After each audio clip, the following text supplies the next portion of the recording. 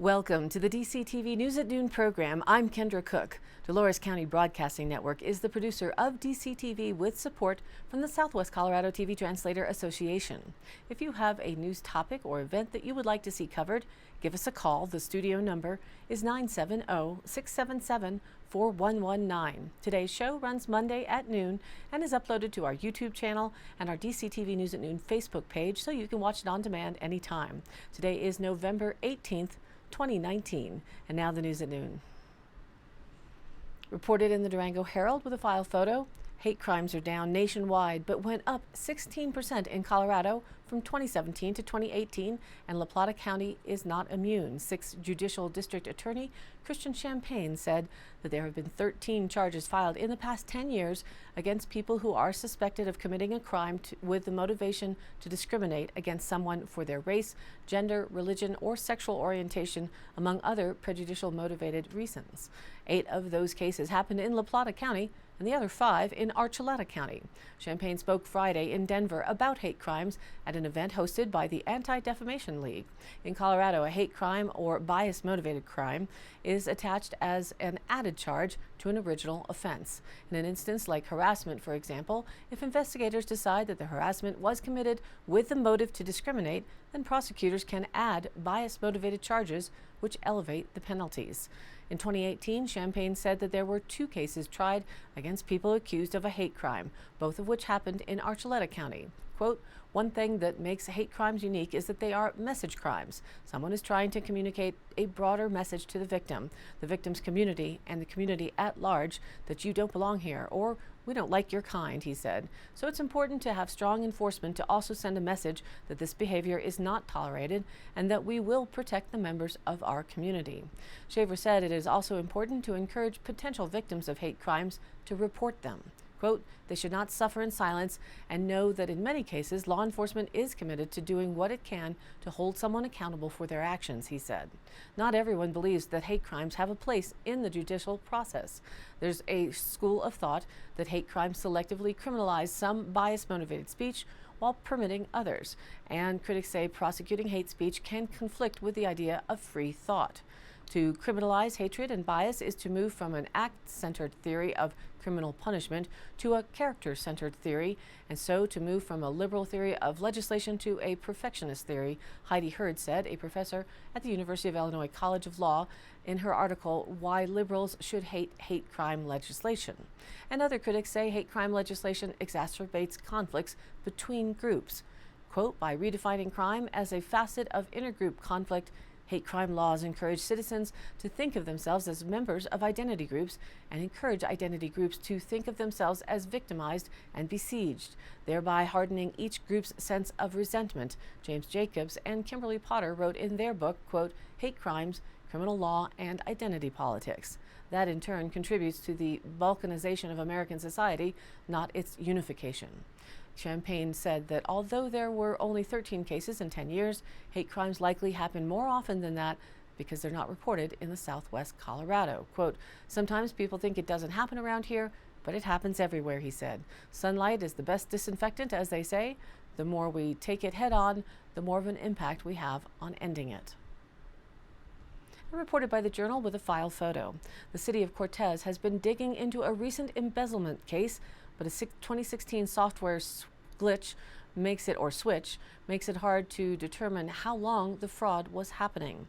The city says an undisclosed city employee stole about $25,000 from Cortez in 2017, but investigators have not determined the full extent of the fraud because data was lost when Cortez switched from AS400 to the Cassell financial system 3 years ago. The City Council approved a contract for an IT specialist last Tuesday night to try and recover this data. The contract amount ranges from $4,000 to $20,000 based on the accessibility of the data. Councilors did not approve the extra $5,000 the Finance Department requested in case the work exceeded the projected range. Quote, "We can't keep supplementing a new magic bullet," said Councilor Jill Carlson. "We've just got to get it fixed, and I don't feel comfortable authorizing $25,000 knowing that we might only recover $25,000. Even if the city gets reimbursed," she added, "it doesn't seem to me like a good use of our funds." The vote was 6-1, Councillor Ty Keel as the lone dissenter. Over the summer, City Manager John Doherty announced that it had been discovered that a former city employee had embezzled from the city. The case is being investigated by the Colorado Bureau of Investigation, or CBI, along with forensic auditors from Baker Tilly Virchow Krause LLP. Finance Director Ben Burkett said that the city's insurance plan covers the fraud loss and forensic auditors. He declined to share the name of the alleged embezzler at this time. But the investigation poses some issues for the city. Back in April, a faulty software conversion in 2016 led to inadequate financial documentation, preventing Cortez from receiving proper audits for the past 3 years. The backlog of audits means that property taxes and conservation trust funds, Colorado lottery proceeds directed to municipalities across the state, have been withheld, and the city hasn't been able to apply for grants from the Colorado Department of Local Affairs, or DOLA. The city's bond rating was removed earlier this year. Burkett told the Journal once the audits are in order, they will be able to submit the appropriate documentation to hopefully receive a new rating, he said. The city was working to fix the situation, and the 2016 financial audit was nearly completed, but the discovery of embezzlement halted its progress since CBI told Cortez to stop cleaning up its accounts while the investigation was ongoing. Burkett said that once the audits are complete and successfully submitted to the state, both the property taxes and the CTF monies from 2018 and 2019 will be remitted to the city. That's about $170,000 for each. The proposed 2020 budget includes these remittances, with property tax revenues budgeted at $280,000 and CTF funds at $255,000. Burkett said forensic auditors discovered that about $25,000 was stolen in 2017. They believe the embezzlement goes back farther, though. It's well known in talking with CBI and with the forensic auditors, fraud doesn't usually start and stop, Burkett said on Tuesday night. It goes on. The problem is that auditors haven't been able to review reports from before 2016, when the city converted from AS400 to Cassell. Quote, financial reports from the previous financial system, AS400, for previous years were printed off in hard copy format, Burkett wrote in a staff report. Quote, regrettably, city staff have found some reports were destroyed, directly in violation with financial retention policies. While the city hasn't been able to recover the reports in-house, staff hope that an IT specialist can. 2 sets of backups are available, one on local servers and another on AS400 8mm tape. If restored, the forensic auditors will be able to analyze data from farther back in time, which could strengthen the city's insurance claim, Burkett said. However, it was unknown whether the data would be available on the backups. At Tuesday night's meeting, Burkett asked councilors to approve a contract with IT specialists from Kroll Cybersecurity LLC. The contract ranged from $4,000 to $20,000 since fees are charged on an hourly rate and the data's accessibility is unclear. The process may be exceptionally lengthy to access data on the 8mm tape. He also asked for the ability to increase the IT specialist contract up to $25,000 if needed, so staff wouldn't have to return to council for permission if the work exceeded the $20,000 limit. Councilors debated the value of approving more funds to solve the question of how far back the embezzlement goes. Quote, I don't think there's anyone up here that does not want to have some conclusion to that question, Keel said. The thing is, it's beginning to be really expensive question. Burkett agreed that it was a gamble, but felt that searching for the missing data was worthwhile and could help the city's insurance claim. If it's there, it only increases our insurance claim. It increases the potential of our insurance claim, he said. If it's not there, all it does is really offset whatever claims we would get back from those insurance organizations. He emphasized that the audit's backlog is separate from the fraud. Mayor Karen Sheik also was hesitant about approving $25,000 for an uncertain result, although she added that they had known early on this would be a costly endeavor. We all knew that this was going to be expensive, she said. The specialists are expected to begin work soon. And from the Journal with a file photo. The storm that most likely will form the base of this season's snowpack in the San Juan Mountains will move into our region Tuesday and is expected to linger throughout the Four Corners into Friday. Chris Cuoco, meteorologist with the National Weather Service in Grand Junction, said the pattern's movement is complex. One low-pressure system from the Pacific Northwest and one from off of the coast of the Baja California will merge. The first wave of the storm should hit southwest Colorado late Tuesday and early Wednesday. It will be mostly rain in Cortez, Durango, and Pagosa Springs, and Duff Creek. You won't see snow until you climb into the hills above above 8,500 feet. The U.S. 160 corridor will mostly see rain, he said. Cuoco said above 9,000 feet, the storm is expected to drop 3 to 8 inches of snow, with accumulations increasing with the elevation. It starts Tuesday late and early Wednesday with a few breaks, and then Thursday, the low pressure system will be over the area. Cold air finally comes in Thursday night and Friday morning, he said. River valleys could see a rain-snow mix with little to no accumulation early Wednesday. Periods of rain in lower elevations with snow in the San Juans and other ranges in the Four Corners are expected on Wednesday. Then late Thursday and early Friday, lower elevations along the U.S. Highway 160 can expect some snow accumulations, Cuoco said. The week will see a gradual cooling trend. In Cortez, Tuesday's day high is expected to be 61, but is expected to drop to 46 by Friday. Tuesday night's low is expected to drop to 17, and Friday night the weather is expected to clear up. The next chance for a storm with precipitation moving into the region looks like it will be November 25th, Cuoco said, but he expects the storm will have moved out of the area by Thanksgiving Day, November 28th. Let's keep our fingers crossed for those traveling. For November, the Climate Prediction Center is calling for the month to be warmer than normal with lower than normal precipitation. So now, let's break down the highs and lows and percent chances for rain and snow locally this week. Today is sunny with a high near 60 degrees. North winds just around 5 miles an hour, becoming west-northwest in the afternoon. So a good day to be out and get things done and tucked away before the inclement weather that's incoming. Tonight, we have increasing clouds with a low around 32 degrees. Northeast winds light around just 5 miles an hour, becoming east-southeast after midnight. So Tuesday is when it starts, a 20% chance of showers after 11 a.m. with increasing clouds and a high near 59. Southeast winds 5 to 15 miles an hour, becoming south-southwest in the afternoon. And Tuesday night, we are truly expecting showers, mainly after 11 p.m. with a low around 37. Those south-southeast winds remain around 5 to 10 miles an hour, and that chance Tuesday night for precipitation is sitting at 80%, so you know we'll get something. Then Wednesday, showers continue at 90% chance, with a high cooling down, as we reported earlier, that we look to be around just 47 on Wednesday. South winds 10 to 15 miles an hour, and then gusts as high as 30. So we're going to have blowing rain on Wednesday. With Wednesday night, the rain showers likely will be till 2 a.m. and they may turn over to snow on the overnight, possibly mixed with rain depending on where you are and the temperatures. It'll be mostly cloudy with a low right hovering around the freezing point at 32 degrees. And that night, the chance for precipitation is 60% on Wednesday. And again, when we head into Thursday morning, the chance for rain and snow showers before 2 p.m., then a chance for snow showers in the afternoon between 2 and 3, turning back to a chance of rain and snow showers after 3 p.m. Mostly cloudy with a high just near 42 degrees. We have a 50-50 chance on Thursday to see any of this precipitation happen. Then Thursday night, more possibility for snow showers, mostly cloudy with a low around 26. And hanging around a bit for Friday, a chance of snow showers mainly in the morning before 11 a.m. Then partly sunny with another colder day, looking now for a high just near 42 degrees. Friday night, partly cloudy with a low around 22. Before the weekend, we clear out with Saturday sunny, but not that warm with a high again near 42. Saturday night, mostly clear with a low around 20. And Sunday is also looking sunny and cold at this point. So in summary, the start for much needed rain happens Tuesday with increasing rain and then snow chances midweek, tapering off a bit for Friday and then clearing out for the weekend.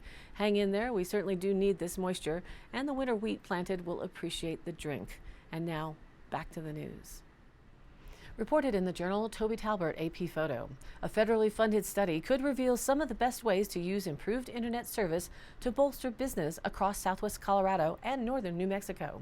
The U.S. Department of Agriculture granted the Southwest Colorado Council of Governments the technical assistance to study economic opportunities associated with increased internet services earlier this year. And work is expected to start in the coming weeks, said Miriam Gillow-Wiles, executive director of the council. The council includes governments across southwest Colorado, including the city of Cortez and the towns of Mancos and Dolores. The work is meant to prepare the region for better internet service and determine how to maximize its potential to increase economic activity and support businesses, she said. Quote, "We can't just build it and they will come," she said. Through the technical assistance grant, consultants will provide a roadmap to improved internet use in 6 to 9 months, she said. For example, consultants could determine whether the region needs co-working spaces for remote workers who don't want to work at home all the time, she said. The plan also could determine how better internet services could be used to support entrepreneurs and existing businesses in need of remote workers from outside of the region, Gillow-Wiles said. Economic development steps will be identified across southwest Colorado and in San Juan County, New Mexico, because the two are inexorably linked. Residents are constantly commuting across the state line for work, healthcare, and other services, she said. We are more linked to each other than we are to any other part of our state, she said. Both regions have also been hurt by the decline in oil and gas, and it's hard to replace energy jobs with positions in the service industry or recreational tourism, Gillow-Wiles said. Improved internet services also could support more remote workers and bring in dollars from outside the community that will then circulate as those employees buy goods, she said. Remote work also can help supplement the agricultural industry. Sometimes young people want to return home and take over a family farm but can't because there are no professional opportunities for their spouses, she said. Remote work can help provide those options. The grant will not identify where or how internet services need to be improved, which can be a hefty investment, Gillow-Wiles said. It likely would require $50 million to $70 million to bury fiber optic lines along Colorado Highway 184 and U.S. Highways 160, 550, and 491. However, a new Colorado law passed this spring could make it easier for new internet infrastructure to be put along existing power lines. SB 19-107 eliminated the need for utility companies to renegotiate easements with landowners to put in broadband infrastructure for commercial purposes along existing lines. It takes away negotiation because it was costly and time-consuming and unpredictable, she said. And the continuing saga of the Gunnison sage grouse, as from the Journal reported with a photo from CPW. Gunnison sage grouses are hanging on in the southwest Colorado area, but their numbers are dropping, and the population in Dove Creek might have disappeared. The plucky ground-dwelling bird, famous for its elaborate spring courting dance, was listed as a threatened species under the Endangered Species Act in 2015. Colorado Parks and Wildlife calculates grouse population in part by 3-year running averages of the number of strutting males found during surveys. CPW estimates that there are 429 strutting males range-wide, compared with 1,129 strutting males in 2015. No strutting males have been found in the Dove Creek population in 4 years. Based on a 3-year population average, CPW estimates that the total 2019 population to be at 2,700 birds, down from 4,000 birds in 2015. According to an analysis by Western Watershed, there could be as few as 1,800 birds left. With populations plunging across Colorado, the entire Gunnison sage grouse species is sliding toward extinction, said Ryan Shannon with the Center for Biological Diversity. Another bad year for the Maine Gunnison Basin population could spell disaster, so state officials need to leap into action to help these amazing birds. The majority of Gunnison sage grouse live in the Gunnison Basin, thus the name. Others are scattered in 8 satellite populations, including Dolores and San Miguel counties and southeast Utah near Monticello. U.S. Fish and Wildlife has released a draft recovery plan for Gunnison sage grouse and is seeking public comment. Environmental groups say that the plan won't save the bird, which is found only in southwest Colorado and southeast Utah. Grouse advocates say that the decline shows current efforts by land managers have failed to protect the bird's sagebrush habitat from oil and gas development, roads, noise, power lines, and grazing. Larger buffers separating critical habitat from development are needed, said Clayette Braun, retired avian research manager for CPW. It's not enough what we are doing, we need to do more, he said. He recommended restricting times of cattle and energy operations, reducing grazing in some areas, temporarily closing roads during spring mating and nesting times, reducing fencing that kills low-flying grouse, and burying power lines to prevent roosts for birds of prey. About 42% of current grouse habitat is managed by the Bureau of Land Management and 43% by private landowners. Recovery depends on voluntary cooperation and willing participation of private landowners, the recovery plan says. BLM and CPW officials are concerned about low survey counts and say efforts to support the bird face continued challenges. Issues include habitat loss, fragmentation, drought, genetic variability, and developmental pressure, said Kathy Griffin, who's a species coordinator for CPW. The recovery plan focuses on sustaining the stronger Gunnison Basin population. The Dove Creek population has been non-existent for a few years based on surveys, Griffin said. Quote, under the recovery plan, the focus for Dove Creek will be preserving sagebrush habitat in the hopes that the bird might return, she said. Lex cleared areas in the sagebrush where males strut, pop air sacs, display feathers, and fight over other males to win over females have not been found in the Dove Creek area. Transplanting some birds to the area could be an option, but officials say that they'd want some birds to remain in the area so that they can help show the new arrivals the territory, nesting grounds, and water sources. The recovery plan does not establish demographic targets for the Dove Creek population. However, the Pinyon Mesa population, south of Grand Junction, and San Miguel Basin population near Norwood and Natarita, quote, have existing habitat that could support more than the current number of birds. Therefore, augmentation should begin there, the draft recovery plan says. Heavy low-elevation snowpack last winter and limited access for surveys in the spring might be part of the reason for the lower count overall. But because the moisture created large crops of forbs and grasses for the grouse to eat, wildlife managers hope for a higher chick count next spring. Quote, grouse populations fluctuate a lot. We may see a rebound on the next survey, Griffin said. She said private land with sage-grouse habitat put into conservation reserve programs and conservation easements is also helpful. In one case, a proposed housing development in grouse habitat was avoided when the land was put into a conservation easement. Another grouse habitat treatment is to reduce pinyon juniper encroachment on sagebrush. They need what is called a sea of sage, Griffin said. What you see in satellite areas are more fragmented habitat and more oak brush. The birds rely on sagebrush for food in the winter and for nesting. And raising captive sage grouse is also very expensive, Griffin said. Fostering programs that hatch eggs from wild grouse, then return the chicks to the nest also has worked.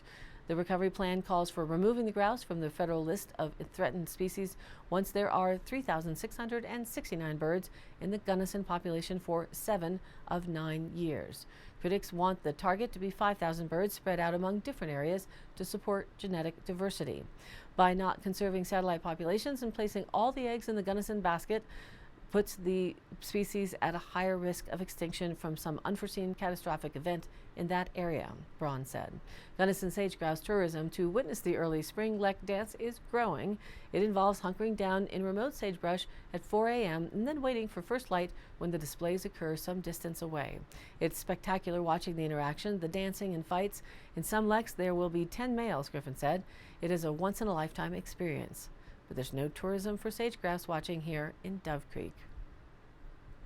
And today's High Canyon Country happenings. Tonight, November 18th, the Dove Creek Care and Share Food Pantry, Inc. is holding a special board meeting for the purposes of approving the hosting of a proposed multi-agency Thanksgiving Day celebration and meal for our community here in Dove Creek. The public is invited to attend this meeting, and if you plan on attending, please RSVP so they can be sure to plan for enough seats. November 21st, there's another opportunity to enjoy a murder mystery dinner at the Granary Bar and Grill in Monticello, Utah. It starts at 7 p.m. Have you ever wanted to play real-life Clue? Well, here's your chance. Come join their Murder on the Strip murder mystery, November 21st and 22nd. The price is $140 per couple and includes 2 personalized murder mystery characters, fully interactive 3 to 4 hour game, fully catered 3-course dinner, and non-alcoholic drinks. You can contact Jen to reserve your spot at 435-713-5805. November 22nd, it's Last Nickel at 7 p.m. at the Fence Line Cider in Mancos. Last Nickel from Dolores, Colorado, has been playing regionally for the last 7 years. The group brings together diverse musical backgrounds, blending traditional musical themes with original twists. Their first album, Sod and Stubble, was released in early December of 2017. The music paints pictures of the timelessness of relating of people and places and the mess and majesty therein. You are just as likely to find the band performing on a local stage as you are to find them searching out inspiration on a river or mountain near you. And I post up all of these High Canyon Country happenings on our Facebook page. That's DCTV News at Noon. So you can look up the phone numbers and dates. And we also upload the daily news to our YouTube channel, which is the same name, DCTV News at Noon. You can subscribe to that and watch it there on demand. And the broadcast is also on our Facebook page, where we also post stories of interest or share other events or news where you can join in too with the conversation. This is your local community TV station. So if you have something you'd like to share, you can contact us by email. That's dcbnnews@gmail.com, or you can call 970-677-4119. Thank you for tuning in. News at Noon now airs at noon Monday through Friday, and then is available on demand online on our YouTube channel and posted on our DCTV News at News Facebook page to watch on demand. And we ask, if you like it, if you would please like us there and share it with your friends and family. And the broadcast is rebroadcast afternoon at 2 and 6 p.m. and again rebroadcast the next morning at 9 a.m. And this has been a production of DCTV for the News at Noon program out of Dove Creek, Colorado, USA. I'm Kendra Cook. Thank you for watching.